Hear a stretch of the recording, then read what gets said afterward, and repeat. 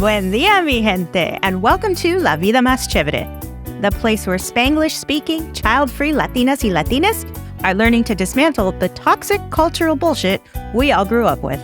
I'm your host, Paulette Irado. Today is a treat for all of us because instead of actively dismantling the bullshit on the show, we're going to talk about what life after the bullshit can look like with the first man to ever be on this podcast, Fede Vargas, who also goes by Fede. Before I get into his actual bio, let me tell you why this is an important episode. Fede and I have twin missions, which we didn't even know the first time we met. Call it coincidence or whatever, but I think our paths collided because of our shared goals. The universe knew what was up when we ended up in the same Zoom room. I mean, just compare the name of his podcast, which I'll tell you about in a minute, to mine, La Vida Más Chévere. And I hope this episode serves as a shining example of the strength of collaboration and how we can work with each other instead of against one another, a theme I talk about a lot on this show because of the crabs in a bucket mentality that's so prevalent in Latinidad, not to mention capitalism and the patriarchy. So who is this man? Fede Vargas is the host and creator of My Most Authentic Life. Through his podcast, he interviews guests that are living boldly and bravely, people who are daring to take the road less traveled, inspiring and empowering you to create the life that you want. Through his work, Fede celebrates his own transformational life journey, reflecting on his successful career break and 15 plus years in the rat race. When his life was upended by a layoff and then the pandemic, Fede embarked on a daily practice of reassessing, rewiring, and re-engineering, and in the process, unearthed his life's purpose. Through a unique blend of mindset, travel, and wellness, his podcast explores the full spectrum of authenticity. Fede is a former senior sales exec in the media and entertainment industry. Born in Mexico and raised in Canada, he's also lived in Europe and traveled extensively across Asia Pacific and Latin America. His mission is to share life stories through his unique global lens. Through his work, he advocates for Latine and LGBTQ causes and raises awareness for marginalized and vulnerable communities. If you're searching for the tools to create the life that you want to live, please turn into my friend's show, My Most Authentic Life. On top of all of that, Fede is also one of, if not the most, genuinely nicest people I've ever met. Being around him just makes you feel good. And in this day and age of unbridled cynicism and skepticism with good reason, his energy is a really nice respite from that. After you listen to this episode, I want you to go check out My Most Authentic Life, because on his latest episode, we switched sides and he interviewed me, which I considered both an honor and a bonus to tag team with this episode. Due to some serious tech issues, this episode's a bit short and we never got around to discussing how he's child-free. But no worries, we definitely covered that topic on his show. I'll leave you a link in the show notes, obviously. As we go through this episode, I'll make note of a few other ones that I've produced that echo the same themes that he and I talked about in this one. Check out Choosing Yourself is Sanity with Ana Del Castillo and Self-Care You Can Do in Your PJs, which, again, will be in the show notes. By the way, you can also enjoy all of these episodes on YouTube now, in addition to joining the community on Substack. Or, if you're able to be even a little bit more generous, support the show to keep it ad-free. Links for everything will be in the show notes. Since Fede is also a podcaster, we met through this medium in an online group. And then we ran into each other at a podcasting event in Las Vegas, realizing that we have these uncanny parallels in our respective shows, and here we are. Enjoy his origin story as he describes what brought him full circle to Vegas and on a mission to help everyone else live their most authentic lives. Hi, Fede. How are you? Welcome to the show. Hey, Paulette. Awesome to be here. Thank you for having me. I'm so excited to talk to you because we met kind of randomly, right? I don't even remember. Was it like a podcast collab group? Yes, that's right. I remember the first time we met and it was like, I really want to stay in touch with this lady. And I was new to the whole podcast collab thing. And then we just kind of like lost touch, but fate brought us back together. In Las Vegas, of all places. Do you like Vegas? You know what? It was my first time there in 14 years, and talk about things coming full circle. When I started in my previous life, as I referred to it. I used to work in the media and entertainment industry for over 15 years. At the early start of my sales career, I had a convention there, and it was kind of like a career-defining convention. And I didn't do the Grand Canyon that time because I thought the convention was going to be there every year. And then they switched it up to Miami. So I ended up going to Miami for years. And so this was my very first time going back, now wearing my podcasting hat. And it was good to be back. Symbolically, it was kind of like coming full circle in a way, starting all over again from scratch, but with 15 years experience. I totally get that. Because I feel the same way. The last time before this I was in Vegas was for a massive citywide conference that I was on the planning team for. So it was exhausting. And I have 13 years experience in that industry. So coming back to just be an attendee in a world that I'm relatively new to too, podcasting was definitely one of those the world is weird, but here we are. Because in between, we've all been locked down. We haven't really been interacting with people. I don't know about you, but I'm still a little awkward. I still feel a little weird talking to people. Yes, absolutely. I was catching up with a friend from my previous life earlier today, and haven't seen him in the flesh. And probably now we're going close to 4 years because of the pandemic, right? And everything.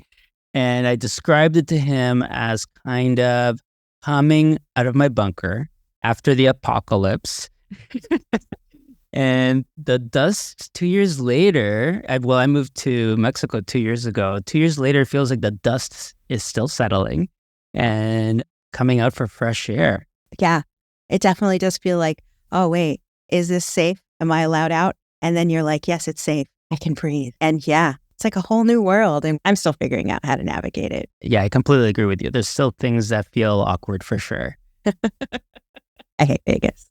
I'm just going to leave that there. I know people love it and great for them. I mean, how you really feel. But it's funny. The one thing that didn't change with 14 years apart was that the first time I was there for a sales convention, I was booked back to back. I was, relatively new in my career. So I was doing everything plus having a full schedule of meetings.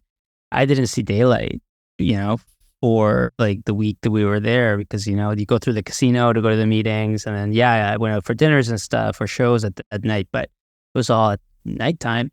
And similarly, this time I found, because I was doing all of the sessions, as many sessions as I could to soak it all up. And one day, I went and I saw sunrise and stuff. But wow, good for you. Yeah, I didn't really leave the hotel except for the conference events. So Fede and I are talking about the podcast movement evolutions that we joined up at. And we look at each other, we're like, wait, we know each other.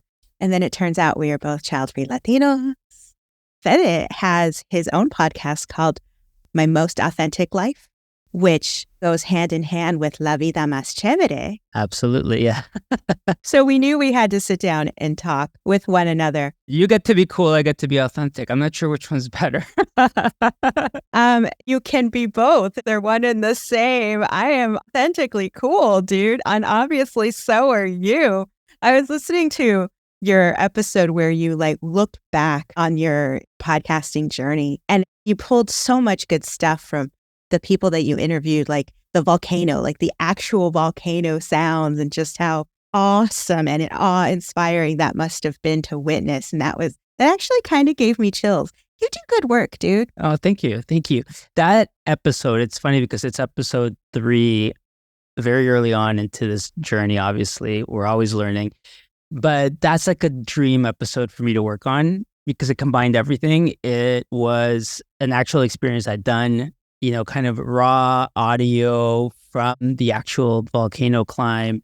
It happened at a very important part on my transformational journey. It was, I remember, kind of right in the middle of it. And I knew I had changed radically as a person.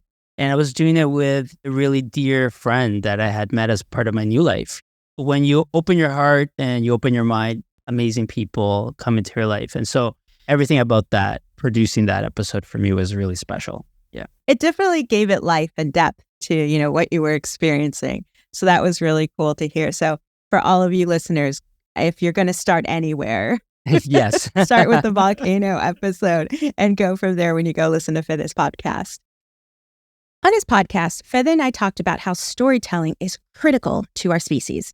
That storytelling is how we've passed on traditions since the dawn of time through oral language long before we had a written language, and how that tradition is something we're both carrying forward as podcasters. Everyone loves a good story, and we're about to drop in on Fede's as the pandemic begins and he moves from Europe to Mexico. Also, a little later, he's going to disagree that he's living his best life, his vida más chévere, in favor of calling it his most authentic life. And you know what? I truly believe that in order to live your best life, it's also got to be true to who you are. So what inspired you to even start podcasting? Yes. Well, I've been thinking about this, and it really does go way back in a way, but talking about life coming full circle and every experience that you had all coming together. In university, my first year of university was audio production. Back then, it was called radio still. And the entire first year was devoted to audio, and we produced a weekly radio show. And I loved every aspect of it. And then I went to the film center to do screenwriting. So storytelling and audio together for me were always a passion. And I ended up staying in the same industry, but the business side, the corporate business side, paid well and was kind of like a fun lifestyle. And that pulled me away. But cut to the pandemic, perfect storm of factors. After 15 plus years, my whole life imploded all at once. Everything that you could think about from life just like upended, including my job. I got laid off. So I came to Mexico for what was to be 4-week vacation, escaping the pandemic in Europe where I was living at the time, and ready to jump back on the hamster wheel, ready to get back into the rat race. I had my CV polished and, potential jobs. And then I arrived in Mexico and I was like, wow. I was like, my life just completely changed. I just don't know exactly, but it was a feeling. So I hired a coach, life transformational coach. And those 4 weeks, have now turned into 2 years, but I worked with her for about 1.5 years. And through that experience, I had disappeared off LinkedIn and Facebook because it's healthy to disappear, right? But Instagram was kind of like my social media platform of choice. And I loved it because it's creative too, and you can do fun stuff. And people would see all my stories and stuff and posts of me on the Caribbean and in pools and stuff. And they're like, wow, you're living your best life. And genuinely, there were, people I care about. And I don't mind that term, best life. I'll use it too. But at that point, it didn't feel like that's what I was living. I'm like, no, it's not my best life. It's not my best life. And through my coaching work, I was working on, revealing my true self. I was like, no, I'm like actually living my most authentic life. It's my most authentic life. That's what it is. It's not my best life. And I was like, from that was born the title for the podcast. Being the token anything, be it gay, Latine, child-free, or any type of other, can take its toll and make us code switch in such a way that we bury our true selves. Shedding that way of life, that way of thinking, and rewiring ourselves to live authentically is a process. It's something you have to learn to do and then continuously practice it. Listen as Fede describes how this happened for him. You'll realize that he followed the advice my guest Anna gives in the episode, Choosing Yourself is Sanity, specifically to stop pretzeling and cutting off pieces of himself to fit in a mold that didn't serve him. He'll also talk about his strong R's and the 3 pillars he employed in his transformative journey, which we might all want to take some notes on. And as a gay Latino working in the corporate culture for 15 plus years, it was a very open-minded industry now, the media and entertainment industry, but I felt I was just like a corporate headshot. And even with communications, blurbs that I would say in magazines, it wasn't really me shining through. I was like, what's the best way for me to have a platform? And I think it's so important. That's why I'm so happy to be on this podcast and that you have this podcast. My mission in life is now to make sure that we gay, Latino, child-free Latinas, that we have a voice and that we have a platform. And I want to share cool stories because I interview people from all walks of life on my podcast, right? But that we're the storytellers. We're the ones that are doing the interviewing like you're here, and that we're giving other people a platform to tell their stories. Yes, absolutely. This is another reason why we had to do this, because our missions are so well aligned. My mission to show the world child-free Latinos are not scary. We exist. We're normal people just living our best lives as much as anyone else can. And you living your most authentic life and what that means for all of us. So I really appreciate you. And I appreciate that your platform and your podcast exist because you're right. The voices, they need to be heard. And the nice thing about how you were saying the entertainment industry is pretty progressive, pretty open. Being a gay Latino is like, okay, I am right-handed, right? Doesn't matter. But when you go back to La Familia, La Cultura, it's a little bit of a different story. And I think you're both gay and child-free. So you get the double whammy. How has that shaped you? Like, was there friction in your family on either side of that, either of those two facets of you? I love that question. Thank you, because it's something I've been dealing with my whole life. Like, I'm perpetually like a split personality or dealing with split issues because you just said two huge ones. But number one, I was shaped by two amazing countries, born in Mexico, raised in Canada, very proud of both. But I was dealing with that duality, right? And then within the Latino culture, the Catholicism, I was raised in a deeply Catholic home. My mom's really open-minded, love her. We have an amazing relationship. I've always felt welcomed. But the conflict of like what the Catholic Church says and what I represent. And then now another tier that I won't have kids either, right? Because I could be adopting as well. So it just keeps getting more and more complicated too. I keep rebelling. What am I going to do next? Quien sabe? But I'm here for it. That's a whole other podcast. But yeah, so it's that experience has shaped me in both good and bad because there's so much freedom. At one point, you just realize how lucky you are because you do get to have the freedom to do so many cool things, right? I think the extended career break that I took, being able to take my time to build a podcast, investing in myself, I wouldn't be able to do that if I had responsibilities. Yeah. Like a child, obviously. Yeah. So you are living your best life. I am. You love that term, but it's funny. I told that story before to see how kind of the evolution of what the podcast title. Yeah, no, but it is great. It is great that you feel that you are your most authentic self because, how long did it take to get there? Honestly, it was this huge transformational journey because why aren't we taught all these courses before? Like in university, like self-compassion, like learning to love yourself. I wish I had learned all of that in university because here I was just, 2 years ago, learning that through my personal development work, how to be self-compassionate, how to not be hard on myself and rewiring myself. So during my career break, I did 3 things every day. So it was like, I had a little routine and it filled my day. It was self-care, one. And I know you spoke about self-care recently on your social media platform and what it's not going to the spa, right? It can be, but also.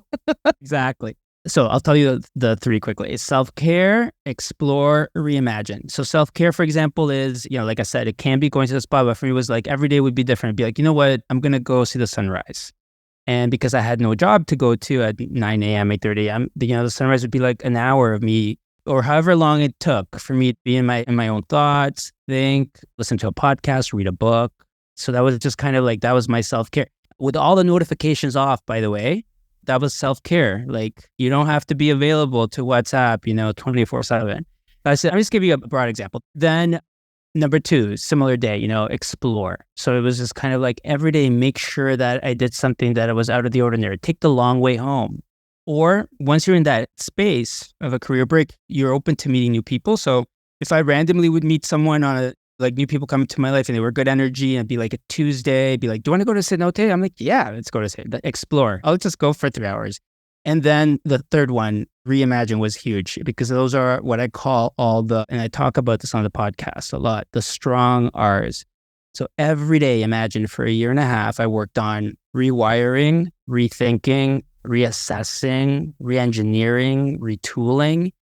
And all of that made me look at the world in a much different way because we've been taught you should be this. You should be like that. You should have a house. You should have a car. You should have 2 kids. You should. And then finally, I was just kind of, no, be as you should or as you are. And I accepted myself. I'm going to live as I am, not as I should be.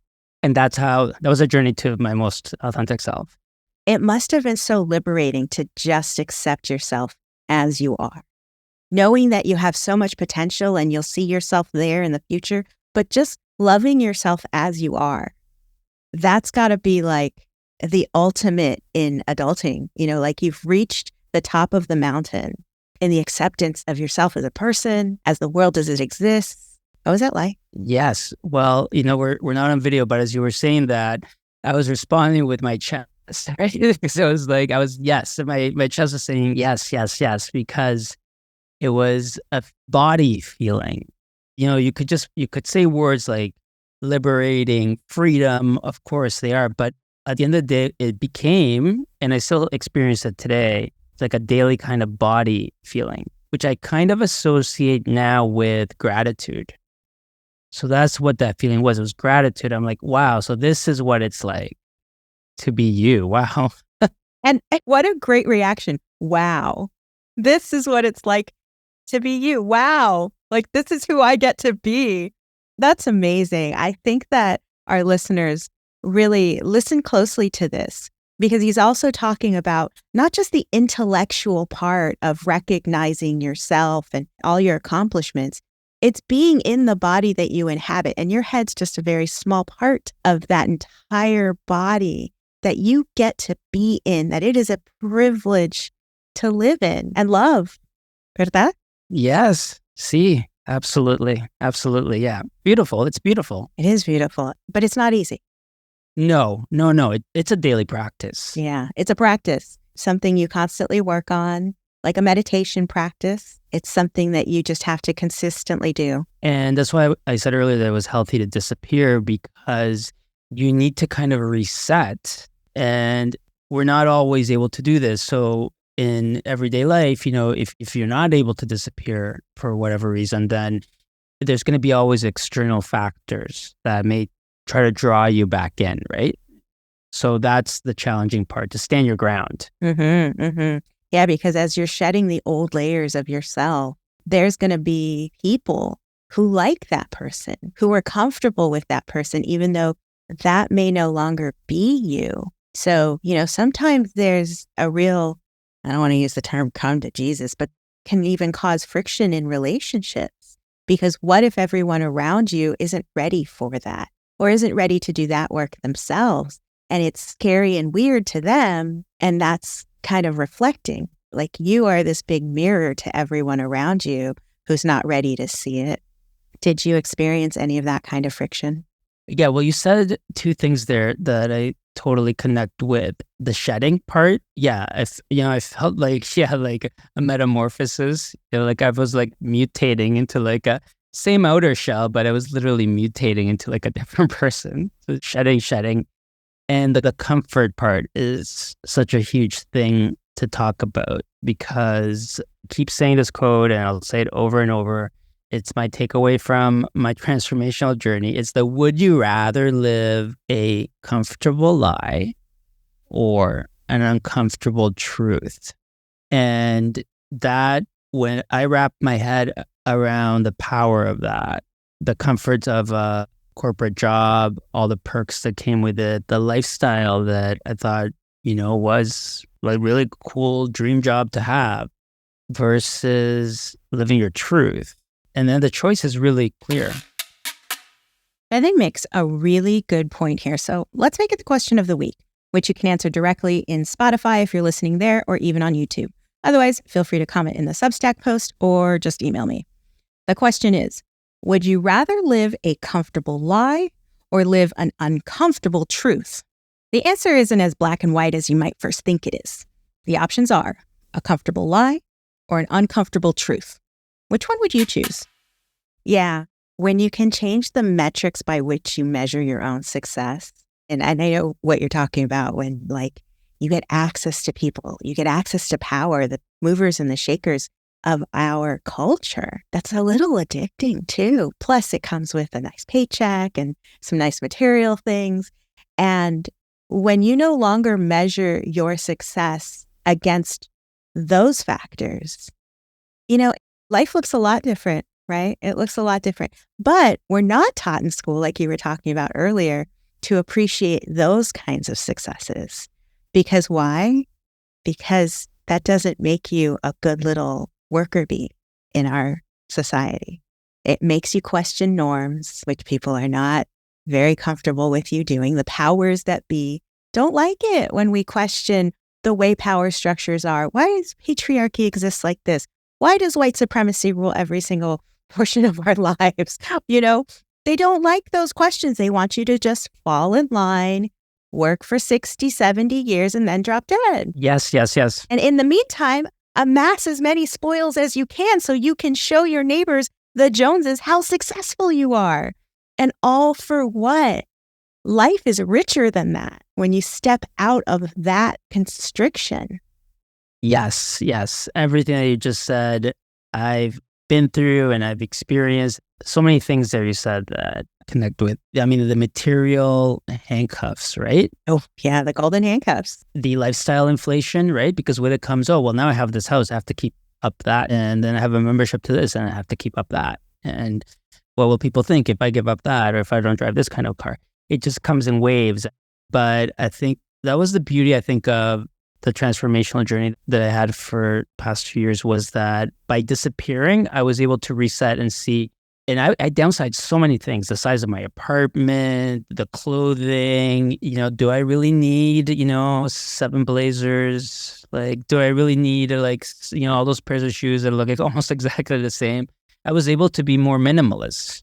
More intentional. Yeah. Great word. Yeah. And I know a lot of people talk about this and it's really easy to dismiss it as just bullshit, but you're living it. You're actively living a more minimalist lifestyle that isn't measuring success against how big your paycheck is or who you get access to or, what party you're going to tonight. I'm sure you still go to parties. So you're proof. You're the proof in the pudding that this can happen. And you're happy. Yes, and I'm happy. And hey, life is a long journey. So it's not like I've gotten through the challenges yet, right? Because I have so for example, I'm relocating back to Canada just because it's time for me to reconnect. The beauty about my new life is that it's flexible, I don't know what moving somewhere no longer means moving forever, right? But it's time to go miss my mom, connect with my friends. I have such deep roots over there.